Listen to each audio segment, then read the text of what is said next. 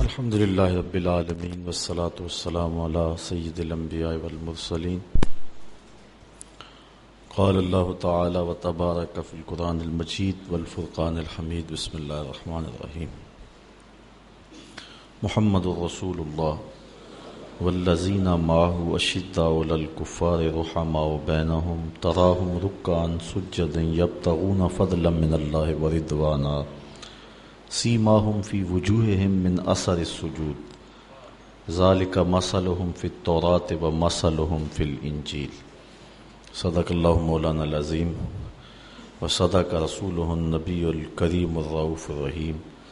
اللہم نور قلوبنا بالقرآن وزین اخلاقنا بالقرآن ونجنا من النار بالقرآن. قال اللہ تعالی وتبارک فی شان حبیبہ مخبرا وآمرا ان اللہ وملائکتہ یصلون علی النبی یا ایھا الذین آمنوا صلوا علیہ وسلموا تسلیما. الصلاۃ والسلام علیک یا رسول اللہ وعلی آلک واصحابک یا محبوب رب العالمین. تمام حمد و ثنا، تعریف و توصیف اللہ جل مجدہ الکریم کی ذات بابرکات کے لیے جو خالق کائنات بھی ہے اور مالک شہنشاہات بھی. اللہ جل وعلا کی حمد و ثنا کے بعد حضور نبی اکرم شفیع امم رسول محتشم نبی مکرم صلی اللہ علیہ وسلم کے حضور ناز میں اپنی عقیدتوں، ارادتوں، محبتوں اور نیازمندیوں کا خراج پیش کرنے کے بعد واجب الاحترام معزز محترم محتشم سامعین، السلام علیکم ورحمۃ اللہ وبرکاتہ. قرآن مجید سے جو کلمات تلاوت کرنے کا شرف پایا ہے اس میں اللہ جل شانہ نے ارشاد فرمایا کہ محمد صلی اللہ علیہ وسلم اللہ کے رسول ہیں اور جو ان کے ساتھی ہیں وہ کفار پر بڑے سخت ہیں اور آپس میں بڑے نرم دل ہیں. اے مخاطب، تو ان کو دیکھے گا کہ وہ کبھی رکوع میں ہیں، کبھی سجدہ ریز ہیں، اللہ کی رضا اور اس کا فضل چاہتے ہوئے. اور یہ وہ لوگ ہیں کہ جن کے چہروں پر سجدے کے آثار، سجدے کا نور تمہیں دکھائی دے گا. یہ وہ بابرکت طبقہ ہے حضور علیہ السلام کے اصحاب کہ اللہ تعالیٰ ارشاد فرماتا ہے ان کی مثالیں تورات میں بھی موجود ہیں، انجیل میں بھی موجود ہیں. حضور نبی رحمت صلی اللہ علیہ وآلہ وسلم جب پیغام حق کا ابلاغ کیا تو حضور کے جان نثار صحابہ نے اس پیغام کو دنیا کے کونے کونے تک پہنچایا. کائنات میں جس طرح کے اصحاب حضور کو نصیب ہوئے ہیں کسی نبی کو ایسے چاہنے والے نہیں ملے. حافظ شیرازی کہتا ہے اپنے محبوب کو کہ جس طرح کا میں تیرا عاشق ہوں اس طرح کا زمانے میں کوئی عاشق نہیں ہوگا. اور پھر آگے کہتا ہے اس لیے کہ تیرے جیسا کوئی محبوب بھی تو نہیں ہوگا. چونکہ عشق کی گرمی حسن کی وجہ سے ہوتی ہے، اس لیے کائنات میں حضور جیسا کامل اور اکمل شخص کوئی نہیں. تو جس طرح کے دوست، اصحاب، فداکار، جان نثار حضور علیہ السلام کو عطا کیے گئے ایسے کسی کو عطا بھی نہیں کیے گئے.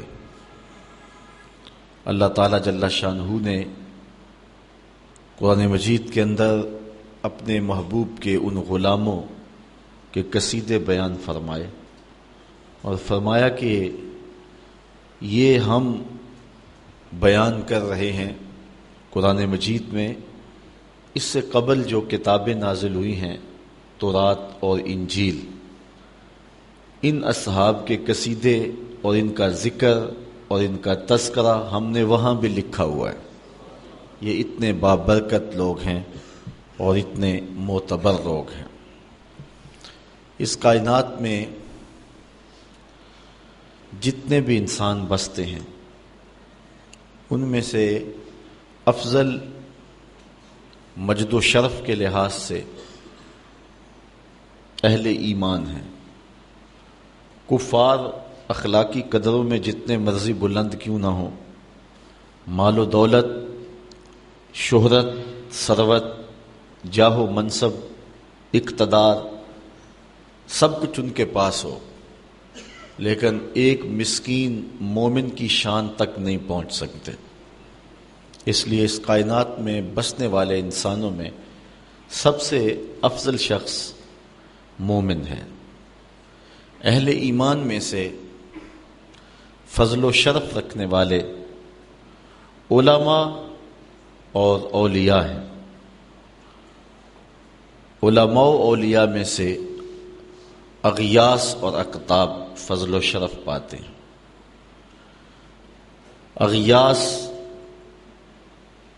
اور اقطاب کا جہاں نقطہ عروج ہوتا ہے وہاں تابی کا مرتبہ شروع ہوتا ہے، اور جہاں تابی اپنے نقطہ کمال کو پہنچتا ہے وہاں صحابی کا کمال اور عظمتیں شروع ہوتی ہیں. صحابہ میں سے جو مہاجر صحابہ ہیں وہ فضیلت والے ہیں. مہاجر و انصار میں سے جو بدر میں شریک ہوئے ہیں وہ افضل ہیں، اور ان میں سے عشرہ مبشرہ جن 10 لوگوں کے لیے حضور نے جنت کی بشارت دی وہ افضل ہیں. ان 10 لوگوں میں 4 اصحاب افضل اور مرتبہ و مقام سے اعلیٰ ہیں، اور ان 4 میں سے سب سے افضل حضرت ابوبکر صدیق رضی اللہ تعالی عنہ. یہ ہمارا اہل ایمان کا عقیدہ ہے. صحابہ کے درجے متفاوت ہیں. جس طرح آسمان کے اوپر نظر دوڑائیں تو آپ کو ستارے نظر آتے ہیں، کوئی روشن، کوئی ٹمٹماتا ہوا، کوئی بڑا واضح. اس طرح اس افق پہ بھی آپ کو ستارے نظر آئیں گے. صداقت کے تارے بھی ہوں گے، عدالت کے ستارے بھی ہوں گے، ولایت کے، امامت کے، طرح طرح کے ستارے نظر آئیں گے. درجوں کے اعتبار سے متفاوت ہیں، لیکن حضور علیہ السلام کے تمام صحابہ کی تعظیم و توقیر ہمارے اوپر واجب ہے. حضور علیہ السلام کے لیے سب سے بڑا دکھ کا موقع حضرت امیر حمزہ کی شہادت کا موقع تھا. آقا کریم علیہ السلام کے اس چچا کو وحشی نامی ہندا کے غلام نے قتل کیا، اور نہ صرف قتل کیا، آپ کی آنکھوں میں نیزے چبھوئے، جگر کاٹا، کلیجہ توڑا، کان کاٹے، ناک کاٹ لی، اور ان کا ہار پرویا، اور اس کو ہندا نے اپنے گلے میں ڈالا، ابو سفیان کی زوجہ. اور پھر بعد میں اللہ تعالیٰ جل شانہ نے ان کو ایمان عطا فرمایا. زوجہ حضرت ابو سفیان حضرت ہندا بھی اسلام کی دولت سے مالا مال ہوئی، اور یہ شخص جس نے حضرت امیر حمزہ رضی اللہ تعالی عنہ کو قتل کیا تھا غزوہ احد کے موقع پر، یہ وحشی بھی دولت اسلام سے مالا مال ہوئے. آقا کریم علیہ السلام نے معاف بھی فرمایا، ان کے ایمان کو قبول بھی کیا، لیکن اتنی تاکید کی کہ تم میرے سامنے نہ بیٹھا کرو، مجھے چچا یاد پڑتے ہیں. تو علماء فرماتے ہیں کہ انہوں نے ایک بہت بڑا کام کیا تھا، لیکن بعد میں توبہ کر لی اور اسلام کے دامن میں آ گئے. تو فرماتے ہیں کہ حضرت وحشی رضی اللہ تعالی عنہ کے قدموں سے جو خاک لگی ہے، دنیا والے اس خاک کی عظمت کو بھی نہیں چھو سکتے، اس لیے کہ انہوں نے حضور علیہ السلام کو دیکھا اور آقا پر ایمان لائے اور شرف صحابیت سے مالا مال ہوئے. یہ ایک ایسا شرف ہے کہ جس شرف کو کوئی دوسرا شخص جو غیر صحابی ہے نہیں پا سکتا.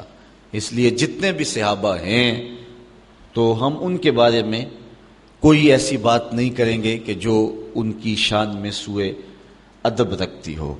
حضور علیہ السلام کا فرمان سنیے، اپنے اصحاب کے بارے میں حضور نے ارشاد فرمایا، حضرت ابو سعید خدری رضی اللہ تعالی عنہ اس حدیث کے راوی ہیں، قال النبی صلی اللہ علیہ وسلم لا تسبوا اصحابی فلو ان احدکم انفق مثل احد ذهبا ما بلغ مد احدهم ولا نصیفہ۔ حضور نے فرمایا، یہ بخاری مسلم دونوں میں روایت ہے کہ میرے اصحاب کو گالی نہ دینا۔ اگر تم میں سے کوئی شخص احد پہاڑ کی مقدار سونا خرچ کرے، حالانکہ احد پہاڑ جتنا سونا خرچ کرنا جو ہے وہ کسی کے بس کا روگ نہیں ہے، 15 کلومیٹر پر پھیلاؤ ہے احد پہاڑ کا، تو اتنا سونا کس کے پاس ہوگا؟ پوری دنیا کے پاس اتنا سونا نہیں ہے، لیکن اگر کسی کے پاس ہو اور وہ اس کو خرچ کر دے، کتنی بڑی بات ہے۔ تو حضور نے فرمایا اگر احد پہاڑ کے برابر کوئی سونا خیرات کر دے تو میرا صحابی ایک مد جو خیرات کرے، ایک مد جو ہے وہ چیز خیرات کر دے، تو مد ایک پیمانہ ہے، اس پیمانے کے مطابق اتنا خیرات کرے اور بعد میں آنے والا احد پہاڑ جتنا سونا خیرات کر دے، تو فرمایا کہ وہ میرے صحابی کے اجر کو نہیں پہنچ سکتا ہے، بلکہ اس کو جو ایک مد خیرات کرنے کا ثواب ملا ہے، اس کا جو اجر ملا ہے احد پہاڑ جتنے سونے کو خیرات کرنے والا اس صحابی کے آدھے اجر کو بھی نہیں چھو سکتا۔ نصیفہ ہو، جو آدھا اجر اس کو اس کا ملا ہے اس کو بھی وہ نہیں چھو سکتا۔ یہ صحابی کے عمل کا وزن ہے۔ اب صحابی کے عمل کا یہ وزن کیسے پیدا ہوا؟ اس لیے کہ اس کی نگاہ نے حضور کا جمال دیکھا ہے۔ یہی وجہ ہے نا، یہاں رک کر کے ایک بات کرنا چاہوں گا کہ جب صحابی کے عمل کا وزن اتنا ہے کہ احد پہاڑ جتنا سونا خیرات کر دیا جائے تو پھر بھی صحابی کے ایک مد جو خیرات کرنے کے آدھے اجر کو بھی بندہ نہیں پہنچ سکتا، تو پھر جس کے چہرہ نور کو دیکھ کر کے اجر کا اتنا وزن بڑھ جاتا ہے تو پھر امتی عمل کرتے کرتے نبی سے بڑھ کیسے سکتا ہے؟ تو یہ عقیدہ باطل ہوا کہ امتی عمل کرتے کرتے نبی کے برابر ہو جاتا ہے، بلکہ بڑھ بھی جاتا ہے۔ وہ ساری زندگی بھی ایک ٹانگ پہ کھڑا رہے، نبی کے پاؤں سے اڑنے والی دھول کی عظمت کو بھی نہیں چھو سکتا ہے۔ حضور کی شان ہی ورا ہے۔ اور ذرا سورہ عادیات اٹھائے، اللہ کیا کہہ رہا ہے؟ وَالْعَادِيَاتِ دَبْحًا فَالْمُورِيَاتِ قَدْحًا فَالْمُغِيرَاتِ صُبْحًا فَأَثَرْنَ بِهِ نَقْعًا فَوَسَطْنَ بِهِ جَمْعًا۔ ذرا غور تو کیجئے، دیکھیے عظمت کیا ہے۔ خدا ہو کے کہہ رہا ہے، محبوب تو نہیں، تیرے غلام، تیرے غلام نہیں، تیرے غلاموں کے گھوڑے، تیرے غلاموں کے گھوڑے نہیں، ان کی ٹانگیں، ان کی ٹانگیں نہیں، ان کی ٹانگوں سے لگے ہوئے پاؤں، ان کے پاؤں نہیں، ان کے پاؤں سے لگی ہوئی کھریاں، وہ کھریاں نہیں، ان کھریوں کے پتھر کے ٹکرانے سے جو شرارے اڑتے ہیں، میں خدا ہو کے ان اڑتے شراروں کی قسم فرماتا ہوں۔ ذرا غور تو کیجئے، نبی کی شان تو بہت ورا ہے۔ نبی کے غلاموں کے گھوڑوں کی ٹانگوں کے پاؤں کے ساتھ لگی ہوئی کھریوں کے ٹکرانے سے، پتھر سے جو شرارے نکلتے ہیں، اللہ قرآن میں کہتا ہے مجھے ان شراروں کی قسم۔ اور پھر وہ محبوب کے غلاموں کے گھوڑے جب ریتلی زمین میں چلے جاتے ہیں اور ان کی سموں کے ٹکرانے سے جب ریت اڑتی ہے تو وہ اڑتے ہوئے غبار کی رب قسم فرما رہا ہے۔ تو کون ہے جو نبی کی عظمت کو چھو سکے؟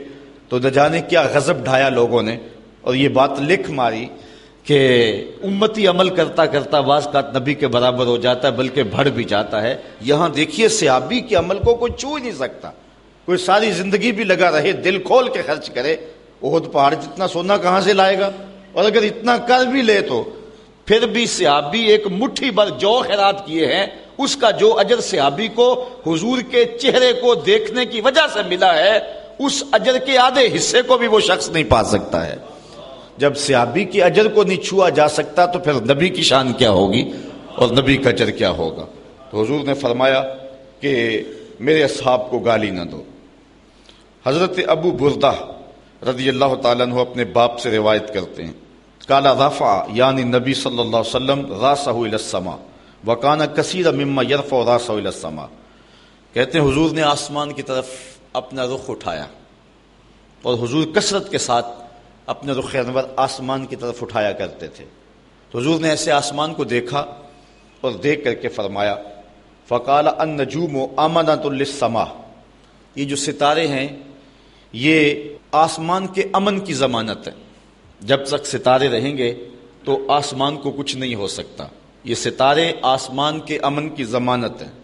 فَإِذَا ذَهَبَتِ النُّجُومُ أَتَى السَّمَاءَ مَا تُوعَدُ، جب یہ ستارے جھڑ جائیں گے تو آسمان کو وہ ملے گا جو اس کا مقسوم ہے، جو وعدہ کیا گیا ہے، اور وہ کیا کہ لپیٹ دیا جائے گا اور ٹکڑے ٹکڑے ہو جائے گا۔ اذا السماء انفطرت واذا الكواكب انتصرت، آسمان پھٹ جائے گا، ٹکڑے ٹکڑے ہو جائے گا۔ تو جب تک ستارے ہیں آسمان قائم، ایسے کچھ نہیں ہو سکتا۔ اور پھر فرمایا وَأَنَا آمَنَةٌ لِأَصْحَابِي، اور میں اپنے اصحاب کے امان کی ضمانت دوں، جب تک میں موجود رہوں گا میرے صحابہ کو کچھ نہیں ہو سکتا۔ فَإِذَا ذَهَبْتُ أَنَا آتَى أَصْحَابِي مَا يُوعَدُونَ، اور جب میں چلا جاؤں گا تو میرے اصحاب کو وہ ملے گا جو ان کا مقسوم ہے، فتنے، لڑائیاں، بہت کچھ ہوگا۔ وَأَصْحَابِي آمَنَةٌ لِأُمَّتِي، پھر فرمایا میرے اصحاب جو ہیں وہ امت کے لیے امن کی ضمانت ہیں۔ فَإِذَا ذَهَبَ صحابی، اور جب میرے صحابی چلے جائیں گے عطا امتی ما توعد، تو پھر امت کو وہ پہنچے گا جو ان کو وعدہ دیا گیا ہے، یعنی ان کے اندر انشقاق پیدا ہوگا، ان کے اندر بدعتیں اور نئے نئے فتنے پیدا ہوں گے۔ تو عطا ما یوعدون، تو جو ان کا مقسوم ہے وہ ان کو ملے گا۔ تو جب تک ستارے موجود ہیں آسمان کو کچھ نہیں ہوگا، اور جب تک میں ان میں ظاہری حیات سے ہوں تو میرے صحابہ کو کچھ نہیں ہو سکتا، اور جب تک صحابہ ہیں امت کا کچھ نہیں بگڑ سکتا۔ اللہ اکبر۔ یہ روایت حضرت ابی بردہ اپنے والد گرامی سے روایت کرتے ہیں۔ حضرت ابو سعید خدری رضی اللہ تعالی عنہ سے ایک روایت دیکھیں جس کو مسلم نے اپنے الفاظ میں بیان کیا، قال یاتی علی الناس زمان یبعث منہم البعث، فرمایا ایک زمانہ آئے گا کہ لوگ لشکر بھیجیں گے، کسی لڑائی کے لیے، کسی جنگ کے لیے لشکر چڑھے گا، تو لوگ کیا کہیں گے؟ تو لوگ کہیں گے فیقولون، لوگ کہیں گے انظروا حل تجدون فیکم احدا من اصحاب رسول اللہ صلی اللہ علیہ وسلم، یار دیکھو کوئی حضور کا صحابی ہے، اس کو بھی لے جو جنگ پہ ساتھ، اس کی برکت سے فتح ہو جائے گی۔ فرمایا ایک زمانہ آئے گا کہ لوگ میرے صحابیوں کو ڈھونڈیں گے کہ کوئی صحابی مل جائے اور آقا کریم علیہ السلام کے کسی صحابی کی برکت سے جو ہے وہ کامیابیاں ہو۔ اس دنیا پر سب سے آخری صحابی حضرت ابو طفیل رضی اللہ تعالی عنہ گزرے ہیں۔ حج کا موقع تھا، اونچے ٹیلے پہ کھڑے ہو گئے اور کہنے لگے کہ لوگوں اس وقت روئے زمین پہ میرے علاوہ کوئی نہیں ہے جس نے حضور کو دیکھا ہو، صرف یہی دو آنکھیں ہیں جنہوں نے جمال احمد مرسل دیکھا ہے۔ اللہ اکبر۔ تو آؤ میرے پاس آؤ، تو لوگ اکٹھے ہو گئے، ہجوم کر کے ان کے گرد جمع ہو گئے اور ان کو کہا کہ تم نے حضور کو دیکھا ہے تو ہمیں بتائیں حضور کیسے تھے۔ تو حضرت ابو طفیل رضی اللہ تعالیٰ عنہ نے فرمایا 110 ہجری ہے، حضور کے وصال کے پورا 100 سال بعد۔ تو انہوں نے کہا کان رسول اللہ صلی اللہ علیہ وسلم ابیض ملیحا مقصدا، حضور ایک تو چٹے رنگ کے تھے، ایک حسن نمکین تھا، اور ایک ہر معاملے میں توازن تھا۔ تو یہ آخری صحابی ہیں حضرت ابو طفیل رضی اللہ تعالیٰ عنہ۔ تو حضور فرمایا اب تو صحابہ وافر پائے جا رہے ہیں، ایک زمانہ آئے گا کہ لوگ کسی جنگی مہم پہ نکلیں گے تو کہیں گے یار کوئی صحابی تلاش کر لو، اسے ساتھ لے جاؤ۔ تو پھر کیا ہوگا؟ تو فرمایا فیوجد الرجل، تو ایک آدھا آدمی مل ہی جائے گا، فیفتح لہم، تو اللہ تعالیٰ اس صحابی کی برکت سے اس جنگ میں ان مسلمانوں کو فتح عطا فرما دے گا۔ ایک وقت ہی آئے گا۔ پھر فرمایا ثم یبعث البعث الثانی، پھر ایک اور دوسرا دور آئے گا کہ فیقولون، لوگ کہیں گے حل فیہم من رأى اصحاب رسول اللہ صلی اللہ علیہ وسلم فیفتح لہم، تم میں کوئی ایسا شخص ہے جس نے حضور کے کسی صحابی کو دیکھا ہوا ہے؟ کوئی ہے ایسا شخص؟ اسے تلاش کرو اور جنگ میں ساتھ لے جاؤ، تاکہ کسی صحابی کو دیکھنے والے کی برکت سے جنگ میں فتح ہو۔ تو وہ کسی تابعی کو ڈھونڈ لیں گے اور لے جائیں گے۔ تو حضور فرمایا فَيُفْتَحُ لَهُمْ، اللہ انہیں بھی فتح عطا فرما دے گا۔ فرمایا کہ ثُمَّ يُبْعَثُ الْبَعْثُ الثَّالِثُ، پھر تیسرا زمانہ آئے گا۔ فَيُقَالُ، کہا جائے گا انظروا هل ترون فیہم من رعا اصحاب النبی صلی اللہ علیہ وسلم، اچھا کوئی بندہ تلاش کرو جس نے اس کو دیکھا ہو، جس نے اسے دیکھا ہو، جس نے حضور کو دیکھا ہو۔ کس نے صحابی کو دیکھا ہے، اس کو دیکھنے والے کو ڈھونڈو، اگر وہ مل جائے تو اس طرح اس کو لے جائیں گے۔ ثم یکون باس الرابع، حضور فرمایا پھر چوتھا دور آئے گا۔ فیقال، کہا جائے گا انظروا هل ترون فیہم احدا رعا من رعا احدا رعا اصحاب النبی صلی اللہ علیہ وسلم فیوجد الرجل فیفتح له۔ پھر فرمایا جب چوتھا دور آئے گا تو لوگ کہیں گے کوئی ایسا بندہ ڈھونڈو جس نے اس کو دیکھا ہے، جس نے اسے دیکھا ہے، جس نے حضور کے صحابی کو دیکھا ہے۔ تو پھر ان کو وہ بندہ بھی مل جائے گا، تو وہ اس کو اپنے ساتھ جنگ میں لے جائیں گے۔ تو حضور فرماتے ہیں کہ اللہ تعالیٰ اس کی برکت سے بھی ان کو جنگ میں فتح عطا فرما دے گا۔ تو اب یہاں دیکھیے کہ حضور کے صحابی کی برکت، صحابی کو دیکھنے والے کی برکت، صحابی کو دیکھنے والے کو دیکھنے والے کی برکت، اور صحابی کو دیکھنے والے کو دیکھنے والے کو دیکھنے والے کی برکت، یہ تو اللہ کے رسول نے بیان فرمائی ہے۔ اللہ اکبر، اللہ اکبر، کیسی برکت ہے کہ کہاں تک پہنچ رہی ہے۔ اللہ اکبر۔ وہ کیا کسی نے کہا نا، فقر 14ویں پیڑھی تک پہنچ پیندا، پاویں کسے فقیر دا بال ہووے، تے احمد شاہ نہ گدڑی پھول ویکھی متا گدڑی وچ کوئی لال ہووے۔ تو ایسے بھی ہوتا ہے کہ کہاں تک بات پہنچتی ہے، کہاں تک بات پہنچتی ہے۔ وہ آپ نے سنا ہے واقعہ بنی اسرائیل کے اس شخص کا، حضرت خضر علیہ السلام جس کی دیوار سیدھی کر رہے ہیں۔ اللہ اکبر۔ حضرت موسیٰ کو اعتراض ہوا، بچے کو قتل کیوں کیا، کشتی کیوں توڑی، یہ ہمیں کھانا بھی نہیں دیتے، ہم ان کی دیواریں سیدھی کر رہے ہیں۔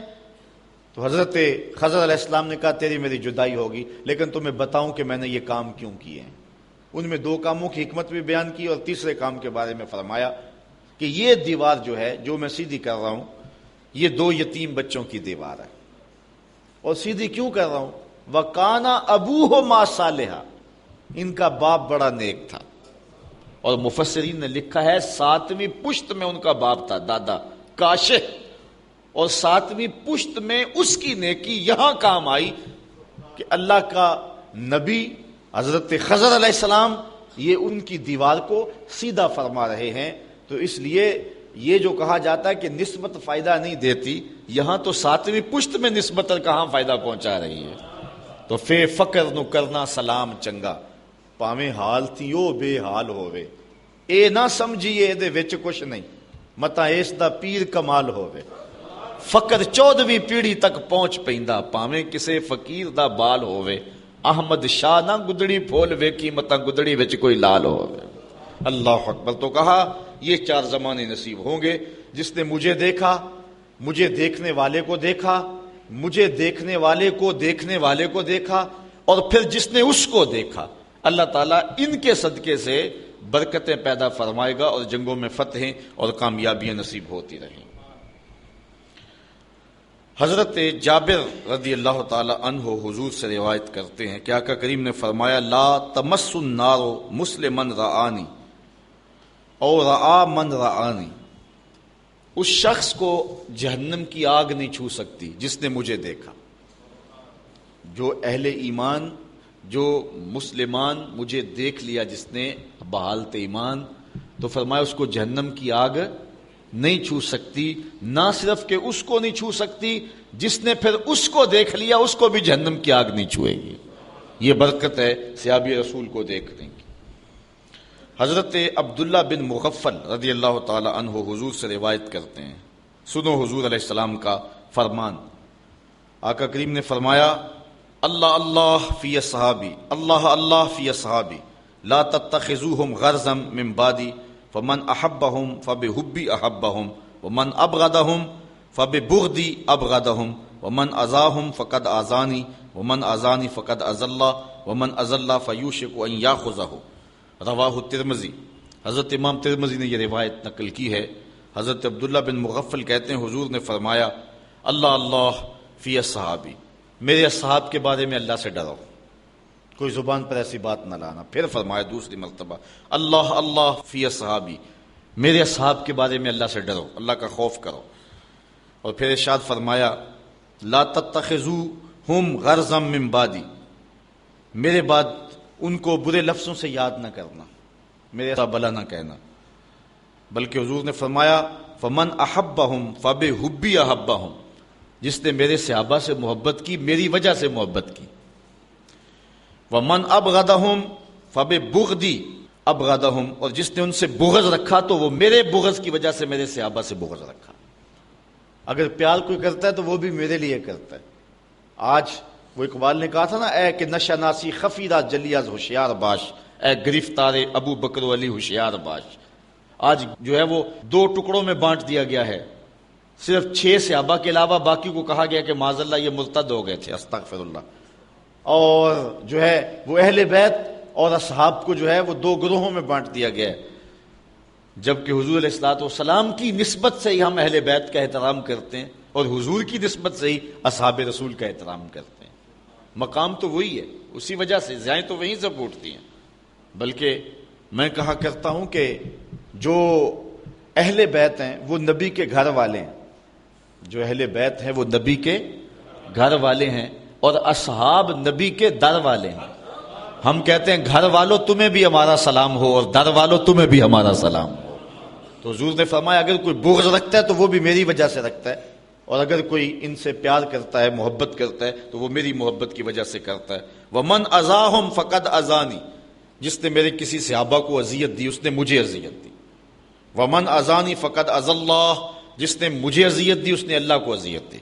ومن اذى اللہ فیوشک ان یاخذہ، تو جس نے اللہ کو اذیت دی اللہ پھر اس کو پکڑ بھی لے گا، اس کا علاج بھی کر لے گا اور اس کو سزا بھی دے گا۔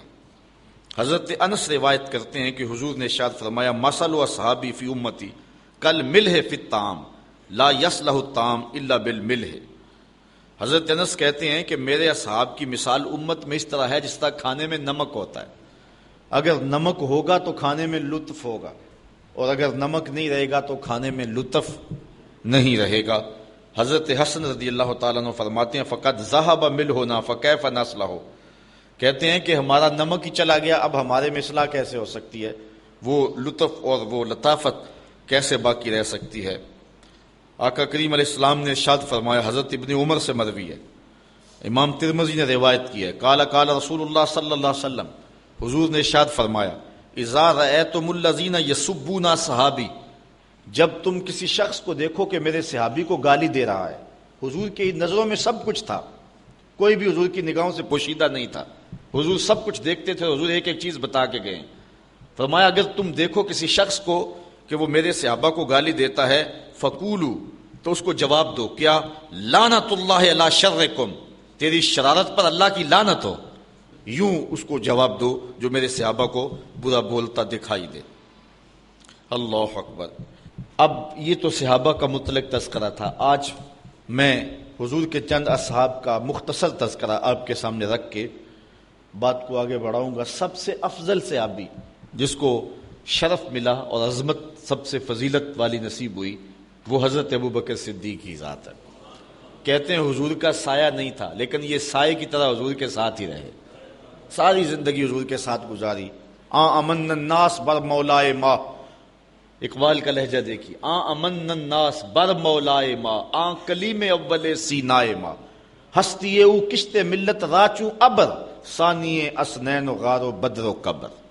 ساری زندگی حضور کے ساتھ گزاری، بدر کے بھی ساتھی ہیں، قبر کے بھی ساتھی ہیں، غار کے بھی ساتھی ہیں، اور حد ہو گئی مزار کے بھی ساتھی ہیں۔ جے شک ہووی تے چل مدینے، آ ویخ لے جوڑ مزاراں دا، بن یار نبی دیاں یاراں دا۔ حضور علیہ السلام نے ارشاد فرمایا، حضرت ابو سعید خدری سے روایت ہے، ان النبی صلی اللہ علیہ وسلم قال ان من امن الناس علی فی صحبتہ و مالہ ابو بکر، فرمایا اپنی صحبت اور اپنے مال سے جس نے سب سے زیادہ میرے اوپر احسان مندی کی ہے اس شخص کا نام ابو بکر ہے۔ بلکہ حضور نے فرمایا کہ جس شخص نے بھی میرے اوپر کوئی احسان کیا ہے میں اس کے احسان کا بدلہ اس کو دے چکا ہوں، لیکن ایک ابو بکر ہے جس کے احسانات کا بدلہ کل قیامت کے دن اللہ ہی عطا فرمائے گا۔ یہ صرف حضرت ابو بکر صدیق کی ذات ہے، اور حضور نے خود ان کی عظمت کو اس انداز سے بیان کیا۔ حضرت جبیر بن مطعم رضی اللہ تعالیٰ عنہ روایت کرتے ہیں، قال اتت النبی صلی اللہ علیہ وسلم امرأة فکلمتہ فی شیء فامرها ان ترجع الیہ۔ ایک خاتون حضور کی خدمت میں آئی، اس نے حضور سے کسی معاملے میں بات کی تو آقا کریم نے فرمایا چلی جا پھر واپس آ جانا۔ قالت یا رسول اللہ ارأیت ان جئت ولم اجدک کانہا ترید الموت۔ اس نے عرض کیا اگر میں پھر کبھی آئی تو آپ نہ ہوئے تو، یعنی اس کا مطلب تھا کہ آپ اگر وصال کر کے ہوئے تو پھر کیا کروں گی؟ قال فإن لم تجدنی فاتی ابا بکر، اگر میں نہ ہوا تو ابو بکر تو ہوں گے نا۔ یہ روایت بخاری میں بھی ہے اور مسلم میں بھی ہے، اور علماء نے کہا کہ یہ حضور ابو بکر صدیق رضی اللہ تعالی عنہ کی خلافت کی طرف واضح اشارہ ہے۔ حضرت علی المرتضیٰ رضی اللہ تعالی عنہ نے حضرت فاطمہ تو زہرا رضی اللہ تعالی عنہا کی موجودگی میں دوسری شادی نہیں کی تھی، بلکہ کرنا چاہی تو حضور نے منع فرما دیا۔ ان کے وصال کے بعد حضرت مولا کائنات نے بہت ساری شادیاں فرمائی تھیں، ان میں ایک زوجہ سے ایک بیٹے پیدا ہوئے تھے محمد بن حنفیہ، یہ حضرت مولا کائنات سیدنا علی المرتضیٰ کے فرزند ہیں۔ وہ کہتے ہیں کہ ایک دن میں اپنے باپ حضرت علی المرتضیٰ سے پوچھا، قلت لأبی، میں نے اپنے باپ سے کہا، ای الناس خیر بعد النبی صلی اللہ علیہ وسلم، اس امت میں حضور کے بعد سب سے افضل شخص کون سا ہے؟ میں نے پوچھا حضرت علی المرتضیٰ سے اپنے والد گرامی سے، قال ابو بکر، تو حضرت مولا کائنات فرمانے لگے ابو بکر ہیں، اور کون ہے؟ قلت ثم من، میں نے کہا پھر کون ہے؟ قال عمر، عمر کہتے ہیں وخشیت ان یقول عثمان، میں نے تیسری بار نہیں پوچھا کہ پوچھا تو حضرت عثمان کا نام نہ لیں، تو کہتے ہیں قلت ثم انت، میں نے کہا اچھا پھر تیسرے آپ ہوئے؟ قال ما انا الا رجل من المسلمین، کہا میں تو مسلمانوں سے ایک عام آدمی ہوں۔ تو یہ کہہ کر کے جو ہے وہ آپ نے عجز کیا، کسر نفسی فرمائی۔ تو حضرت مولا کائنات سیدنا علی المرتضیٰ رضی اللہ تعالی عنہ حضرت ابو بکر صدیق رضی اللہ تعالیٰ عنہ کو سب سے افضل اور سب سے اعلیٰ مانتے تھے، اور انہوں نے اپنے بیٹے کو یہ بات فرمائی۔ اور حضرت عمر کہتے ہیں قال ابو بکر سیدنا و خیرنا و احبنا الی رسول اللہ صلی اللہ علیہ وسلم، کہتے ہیں کہ ابو بکر کی کیا پوچھتے ہو، وہ ہم میں سے ہمارے سردار بھی تھے، ہم میں سے افضل بھی تھے، اور حضور سب سے زیادہ جس شخص سے پیار کرتے تھے اس شخص کا نام بھی ابو بکر ہی تھا، سب سے زیادہ حضور ان سے ہی پیار کیا کرتے تھے۔ حضرت عائشہ رضی اللہ تعالیٰ عنہ فرماتی ہیں کہ جب حضور علیہ السلام کا آخری وقت آیا تو آقا کریم علیہ السلام نے فرمایا کہ ابو بکر کو حکم دو کہ لوگوں کو نماز پڑھائیں۔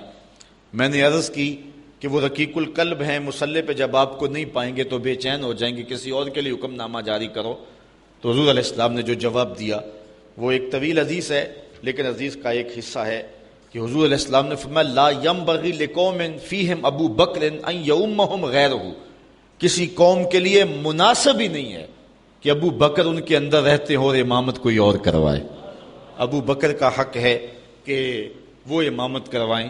جب حضرت سیدنا صدیق اکبر نے خلافت کے نظام کو سنبھالا تو حضرت علی المرتضیٰ دوڑے ہوئے آئے اور انہوں نے حضرت صدیق اکبر پہ ہاتھ بیعت کی اور یہ بات کہی کہ جس شخص کو حضور نے دین کے لیے پسند کیا، مصلی کے لیے پسند کیا، اس شخص کو ہم اپنی دنیا کے لیے کیوں پسند نہ کریں۔ تو حضرت مولا کائنات رضی اللہ تعالیٰ عنہ نے آ کے آپ کے ہاتھ پہ بیعت کی۔ اللہ اکبر۔ حضرت عمر رضی اللہ تعالیٰ عنہ سے ایک روایت سنیے جو حضرت صدیق اکبر کی فضیلت پر مشتمل ہے۔ کہتے امرنا رسول اللہ صلی اللہ علیہ وسلم ان نتصدق ووافق ذلك عندي مالا فقلت اليوم اسبق ابا بکر ان سبقته یوما۔ کہتے حضور نے ایک مرتبہ فنڈ کے لیے ارشاد فرمایا کہ لاؤ راہ خدا میں پیش کرو، تو میرے پاس اتنی خوشحالی تھی کہ اتنی کبھی خوشحالی ہوئی نہیں تھی، تو میں نے کہا اگر ابو بکر سے بڑھ سکتا ہوں تو آج بڑھ سکتا ہوں، آج اللہ کا خاص کرم ہے تو آج میں ابو بکر سے اگر بڑھ سکوں تو آج بڑھ سکتا ہوں۔ فجے تو بنصف مالی، میں گیا اور آدھا مال لے آیا۔ فقال رسول اللہ صلی اللہ علیہ وسلم ما ابقیت لأہلک فقلت مثلہ. حضور نے پوچھا عمر گھر والوں کے لیے کیا چھوڑا ہے؟ میں نے کہا اتنا ہی چھوڑ آیا ہوں، جتنا لے آیا ہوں اتنا ہی چھوڑ آیا ہوں، آدھا لے آیا ہوں آدھا چھوڑ آیا ہوں. وَأَتَى ابو بکر رضی اللہ تعالیٰ عنہ بِكُلِّ مَا عِندَهُ. کہتے ہیں پھر ابو بکر سارا مال ہی سمیٹ کے لے آئے. اللہ اکبر. فقال یا ابا بکر ما ابقیت لأہلک. حضور نے کہا ابو بکر تم گھر کے لیے کیا چھوڑا ہے؟ تو حضرت ابو بکر رضی اللہ تعالیٰ عنہ نے کہا ابقیت لہم اللہ ورسولہ. حضور میرے سامنے بھی آپ ہیں، میرے گھر میں بھی تو آپ ہی ہیں نا. وہ اپنے نام لیواؤں کو تنہا چھوڑتے کب ہیں، جہاں ہم دم نہ ہو کوئی وہاں سرکار ہوتے ہیں. تو کہا کہ میں اللہ اس کے رسول کی رضا کو گھر چھوڑ آیا ہوں. قلت لا اسبقہ الی شیء ابدا. حضرت عمر کہتے ہیں پھر میں نے کہا کہ میں ابو بکر سے کبھی بھی نہیں بڑھ سکتا. اللہ تعالیٰ نے ان کو شان یہ انوکھی دی ہے. حضرت عمر رضی اللہ تعالیٰ عنہ دوسرے خلیفہ راشد ہیں. اللہ تعالیٰ نے ان کو بھی بڑی شان عطا فرمائی. اور شانوں کا عالم یہ ہے کہ حضور علیہ السلام نے ارشاد فرمایا کہ ان اللہ جعل الحق علی لسان عمر وقلبہ. اللہ تعالیٰ نے عمر کے دل اور زبان پر حق جاری کر دیا ہے. حضرت عمر جب بولتے ہیں تو ان کی زبان پر حق ہی جاری ہوتا ہے. بلکہ آقا کریم علیہ السلام نے اللہ کی بارگاہ میں دعا مانگی کہ اللہم اعز الاسلام بأبی جہل ابن حشام اور بعمر ابن الخطاب. اے اللہ یا ابن حشام ابو جہل بن حشام یا عمر بن خطاب، ان دونوں میں سے کسی ایک سے جس کو تو پسند کرتا ہے اسلام کو عزت دے دے. یہ حضور نے دعا کی.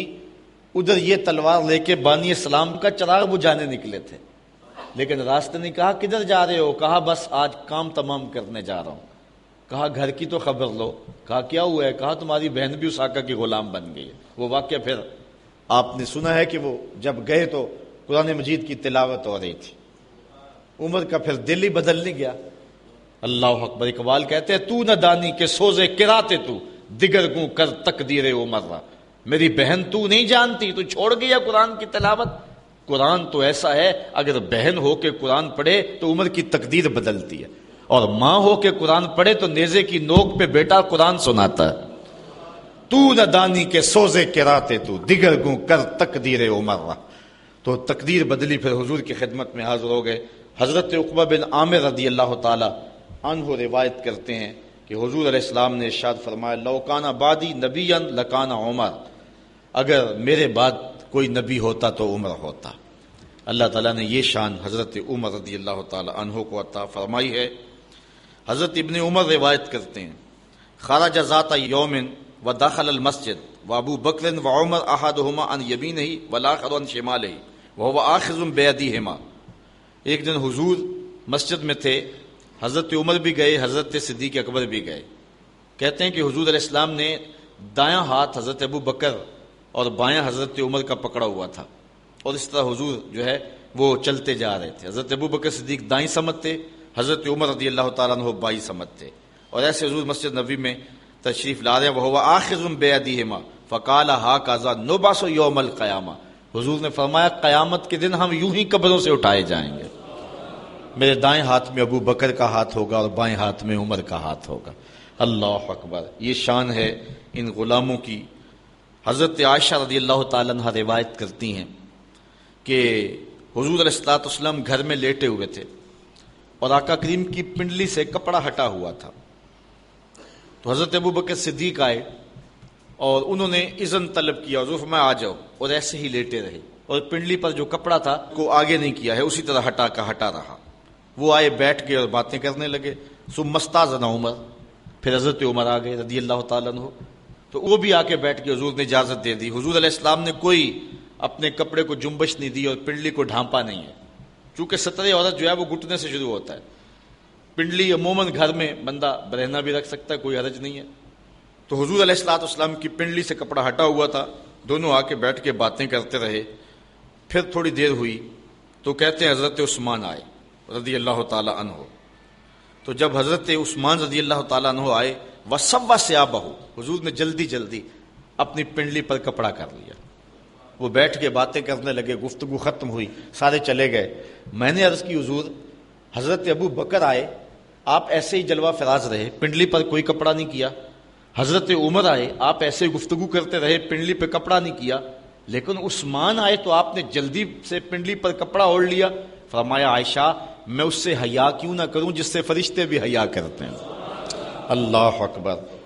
حضرت مرہ بن کعب رضی اللہ تعالی عنہ، حضرت عثمان غنی رضی اللہ تعالی عنہ کی بات کرتے ہیں، چونکہ حضرت عثمان غنی رضی اللہ تعالی عنہ انتہائی کٹھن زندگی گزاری ہے، خلافت کا زمانہ، اور بعد میں انہیں ظلماً شہید کیا گیا۔ تو کہتے ہیں کہ حضور علیہ الصلوۃ والسلام سے میں نے سنا کہ حضور فتنوں کا ذکر کر رہے تھے۔ فمر رجل مکنع فی ثوب، ایک آدمی گزرا جس نے اپنے اوپر کپڑا اوڑا ہوا تھا۔ فقال ھذا یومئذ علی الہدی، حضور نے کہا اس دن جب فتنے آئیں گے یہ بندہ ہدایت پہ ہوگا، یہ بندہ حق پہ ہوگا، یہ بندہ سچائی پہ ہوگا۔ وہ جو جس شخص نے کپڑا اوڑا ہوا تھا نا، اس شخص کے بارے میں حضور نے فرمایا۔ بات چل رہی تھی فتنوں کی، اچانک جو ہے وہ یہ کپڑا اوڑے ہوئے کوئی شخص گزرا تو حضور نے فرمایا یہ اس دن حق پہ ہوگا۔ کہتے ہیں مجھے تجسس ہوا اور میں جو ہے وہ شخص کی طرف بڑھا۔ فقمت الیہ، میں اٹھا اور میں کہا دیکھوں تو صحیح یہ بندہ کون ہے۔ فاذا ہوا عثمان بن عفان رضی اللہ تعالی عنہ، تو یہ حضرت عثمان رضی اللہ تعالی عنہ تھے۔ تو کہتے ہیں کہ گو یقین تو تھا لیکن پھر بھی میں نے قال فاقبلت علیہ بوجہہ، تو میں نے ان کا چہرہ جو ہے وہ حضور کی طرف کیا۔ کپڑا اوڑے جا رہے تھے تو میں نے جو ہے وہ کپڑا سائڈ پہ کر کے چہرہ حضور کی طرف کیا۔ فقلت ھذا، میں نے کہا حضور یہ؟ کالا، نام کہا ہاں یہی، کہ جب فتنوں کی آگ جلے گی تو یہ شخص حق پہ ہوگا۔ اللہ اکبر، یہ حضور نے گارنٹی دی ہے۔ ابن عمر رضی اللہ تعالیٰ عنہ روایت کرتے ہیں کہ حضور علیہ السلام نے فتنوں کا ذکر کیا۔ فقال یقتل ھذا فیھا مظلوما لعثمان، حضور نے فرمایا کہ جب فتنے بپا ہوں گے تو حضرت عثمان ظلماً قتل کر دیے جائیں گے۔ اور پھر ایسا ہی ہوا کہ جب بلوہ ہوا تو حضرت عثمان شہید کر دیے گئے، اور اس وقت وہ قرآن مجید کی تلاوت کر رہے تھے۔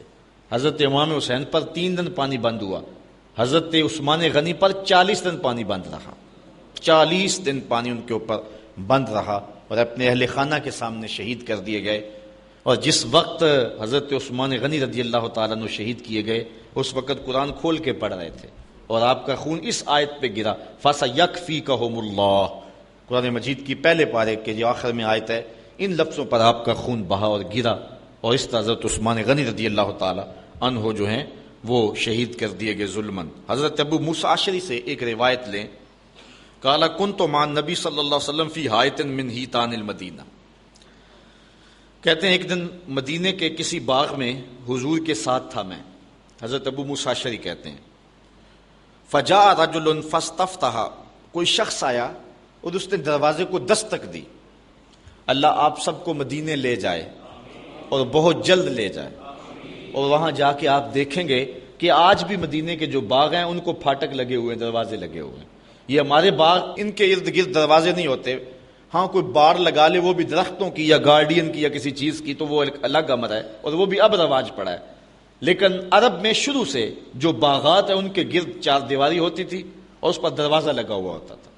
تو حضور علیہ السلام موجود تھے، وہاں تشریف فرما تھے، میں بھی حضور کے پاس تھا کہ کوئی حضور کی خوشبو سونگھ کے آ گیا، تو اس نے دروازے کو دستک دی، تو آقا کریم علیہ السلام نے فرمایا فقال النبی صلی اللہ علیہ وسلم افتح لہ وبشرہ بالجنہ، حضور نے فرمایا ابو موسیٰ جا کے دروازہ کھول دے اور جو بھی ہو اس کو میری طرف سے جنت کی بشارت دے دے، تو رسول اللہ کو ملنے آیا ہے، جا تو جنتی ہے۔ کہتے ہیں میں گیا، دروازہ کھولا، ففتحت لہ، میں نے دروازہ کھولا تو کیا منظر دیکھا، فائز ابو بکر رضی اللہ تعالیٰ عنہ، تو یہ حضرت ابو بکر تھے رضی اللہ تعالیٰ۔ فبشرتہ، میں نے کہا تمہیں مبارک ہو جنت کی، حضور دی ہے۔ کالا، تو انہوں نے کہا کہ فحمد اللہ، انہوں نے کہا اللہ کا شکر ہے، اللہ کا کرم ہے کہ حضور نے یہ مجھے دولت عطا کر دی۔ ثم جاء رجل فاستفتح، کہتے ہیں تھوڑی دیر گزری تو پھر دروازے کو دستک ہونے لگی۔ فقال النبی صلی اللہ علیہ وسلم افتح لہ وبشرہ بالجنہ، حضور نے فرمایا دروازہ کھول دے، جو بھی ہو اسے جنت کی بشارت دیتے۔ تو کہتے ہیں میں پھر گیا اور جا کے دروازہ کھولا، ففتحت لہ فاذا عمر، تو حضرت عمر رضی اللہ تعالیٰ عنہ تھے۔ فاخبرتہ، تو میں نے انہیں خبر دی بما قال نبی صلی اللہ علیہ وسلم، جو حضور نے مجھے کہا تھا. فحمد اللہ، انہوں نے اللہ کی حمد بیان کی. ثم استفتح رجل، پھر کسی نے دروازے پہ دستک دی. فقال له افتح له، حضور نے کہا جا دروازہ کھول دے. وبشرہ بالجنہ، اسے جنت کی بشارت دے دے. الا بلوا تصیبہ، لیکن یہ بھی کہنا مصیبتیں بڑی آئیں گی. ساتھ یہ بھی اسے کہنا الا بلوا تصیبہ، تجھے مصیبتیں بہت آئیں گی. تو کہتے ہیں فائزہ عثمان، میں گیا تو وہ حضرت عثمان تھے رضی اللہ تعالی عنہ. فاخبرتہ بما قال النبی صلی اللہ علیہ وسلم، تو میں نے خبر دی جو حضور نے کہا. فحمد اللہ، تو نے کہا اللہ کا شکر ہے. ثم قال، پھر کہا اللہ المستعان، میں اللہ سے مدد مانگتا ہوں. جب مشکلیں آئیں گی تو مشکلوں میں وہی میری مدد کرے گا. اب حضرت زر بن حبیش رضی اللہ تعالی عنہ روایت کرتے ہیں، کہتے ہیں قال علی رضی اللہ تعالی عنہ والذی فلق الحب وبرأ النسم انہ لعہد النبی صلی اللہ علیہ وسلم النبی الامی صلی اللہ علیہ وسلم الی اللہ یحبنی الا مومن ولا یبغضنی الا منافق. حضرت علی فرماتے ہیں مجھے قسم ہے اس رب کی جس نے گٹھلی کو پھاڑا اور دانے کو چیرا، کہ حضور نے میرے بارے یہ بات کہی کہ تیرے سے محبت مومن کرے گا اور بغض منافق رکھے گا. یہ علامت ہے حضرت علی المرتضیٰ سے پیار ایمان کی، اور ان سے بغض رکھنا یہ دشمنی کی علامت ہے. حضرت عمران بن حسین سے روایت لیتے ہیں، وہ حضور سے بیان کرتے ہیں کہ آقا کریم علیہ الصلوۃ والسلام نے فرمایا ان علی منی وانا منہ وہو ولی کل مومن، کہ علی میرے سے ہے اور میں علی سے ہوں، اور علی ہر مومن کا دوست ہے، ہر مومن کا ولی ہے. حضرت زید بن ارقم رضی اللہ تعالیٰ عنہ فرماتے ہیں کہ حضور نے فرمایا من کنت مولا ہو فعلی مولا، جس کا میں مولا ہوں اس کا علی مولا ہے. اللہ اکبر. حضرت انس رضی اللہ تعالی عنہ روایت کرتے ہیں کہ کالا کانا عند النبی صلی اللہ علیہ وسلم طیر، ایک دن حضور کے پاس کوئی بھنا ہوا پرندہ آیا. فقال اللہم آتنی بأحب خلقک الیک یاکل معی ھذا الطیر، یا اللہ کوئی ایسا بندہ بھیج دے جس سے تو سب سے زیادہ پیار کرتا ہے، تاکہ یہ جو پرندہ میں اس کے ساتھ بیٹھ کے کھاؤں. کہتے ہیں فجاءہ علی فاکل معہ، تو حضرت علی تشریف لے آئے تو حضور نے ان کے ساتھ بیٹھ کر کے وہ پرندہ تناول فرمایا. اور حضرت ام عطیہ روایت کرتی ہیں کہ حضور نے ایک لشکر روانہ کیا جس لشکر میں حضرت علی رضی اللہ تعالیٰ عنہ تھے. قالت فسمعت رسول اللہ، حضرت ام عطیہ کہتی ہیں یہ میں نے خود حضور سے سنا کہ آقا کریم علیہ الصلوۃ والسلام وہو رافع یدیہ، حضور ہاتھ اٹھا کے دعا کر رہے تھے. کیا؟ سنو ذرا لفظ، اللہم لا تمتنی حتی ترینی علیٰ، اے اللہ جب تک علی نہیں آ جاتا میں اس کو دیکھ نہیں لیتا، مجھے موت نہ عطا فرمانا. اللہ اکبر. یہ حضرت علی المرتضیٰ رضی اللہ تعالیٰ عنہ کے لیے حضور علیہ السلام کے پیار کی دل آویز کہانی ہے. اور حضرت ام سلمہ رضی اللہ تعالیٰ عنہ حضور نبی رحمت سے روایت کرتی ہیں، ام المومنین رضی اللہ تعالیٰ عنہ کہتی ہیں لا یحب علی منافق ولا یبغضہ مومن، کہ علی سے منافق محبت نہیں کر سکتا اور مومن بغض نہیں رکھ سکتا. یہ پکی علامت ہے. بلکہ اس عنوان کے ساتھ ایک قول فیصل آپ کے سامنے رکھوں، بات آگے بڑھ رہی ہے. حضرت برا بن عازب رضی اللہ تعالیٰ عنہ سے روایت لیتے ہیں، اور زید بن ارقم رضی اللہ تعالیٰ عنہ جو ہیں وہ یہ روایت کرتے ہیں کہ حضور نبی رحمت صلی اللہ علیہ وآلہ وسلم نے جو ہے جب غدیر خم کے پہ پہنچے تو حضور نے حضرت علی کا ہاتھ پکڑ لیا، اور پھر حضور نے فرمایا لوگوں کیا تم جانتے ہو کہ میں مومنین سے ان کی جانوں سے زیادہ قریب ہوں؟ لوگوں نے کیوں نہیں؟ تو پھر حضور نے فرمایا لوگوں تم جانتے ہو کہ میں ہر مومن کا جو ہے وہ مولا ہوں اور اس کی جان سے زیادہ اس کا مالک اور اس کے قریب ہوں. کہا کیوں نہیں؟ تو پھر حضور نے فرمایا اللہم من کنت مولاہ فعلی مولا، اللہم وال من والاہ وعاد من عاداہ. تو کہتے ہیں کہ پھر حضور نے حضرت علی کا ہاتھ پکڑا اور کہا اے اللہ جس کا میں مولا ہوں اس کا علی مولا ہے. اے اللہ جو اللہم وال من والا ہو، جو اس سے پیار کرے تو بھی اس سے پیار کر، اور جو اس سے عداوت رکھے اے اللہ تو بھی اس سے دشمنی رکھ.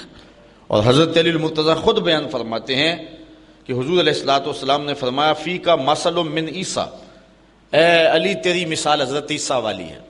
جن کے معاملے میں آ کے دو لوگ برباد ہو گئے، یہودی بھی اور عیسائی بھی۔ یہودیوں نے حضرت عیسیٰ سے بغض رکھا، ان پر تہمت لگائی، ان کی ماں پر تہمت لگائی، وہ بھی برباد ہو گئے، ان کے قتل کے درپے ہوئے، برباد ہو گئے۔ اور عیسائیوں نے حضرت عیسیٰ سے اتنا پیار کیا کہ انہیں اللہ کا بیٹا کہہ دیا، تو وہ بھی برباد ہو گئے۔ فرمایا اے علی تیری وجہ سے بھی لوگ برباد ہوں گے۔ حضرت علی المرتضیٰ فرماتے ہیں یہلک فی رجلان محب مفرط و مبغض۔ حضور نے فرمایا تیرے معاملے میں بھی آ کے دو گروہ برباد ہوں گے، ایک محبت کر کے برباد ہوں گے، ایک بغض رکھ کے برباد ہوں گے۔ ترازو ہے جس پر میں اور آپ اپنے آپ کو تول سکتے ہیں۔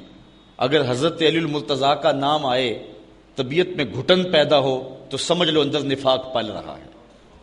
اور حضرت علی المرتضیٰ کے ساتھ ایسا پیار کہ علی کے یاروں کا نام بھی گوارا نہ ہو، تو پھر بھی سمجھو بربادی آ گئی ہے۔ اس لیے ترازو کے دونوں پلڑے پورے رکھیں، حضرت علی سے بھی پیار کریں، اور حضرت علی جن کو اپنا امام اور مقتدا مانتے تھے اور جن کے ہاتھوں پہ بیعت کرتے رہے تھے، ان کو بھی اپنا مقتدا اور امام مانیں۔ اور اللہ تعالیٰ جل شانہ نے یہ ہمیں سعادت نصیب فرمائی ہے اور یہ عزت عطا فرمائی ہے۔ حضور علیہ السلام نے ارشاد فرمایا، روایت ہے حضرت انس رضی اللہ تعالی عنہ سے، حضور نے فرمایا ارحم امتی بے امتی ابو بکر، میری امت پر سب سے زیادہ نرم دل ابو بکر ہے۔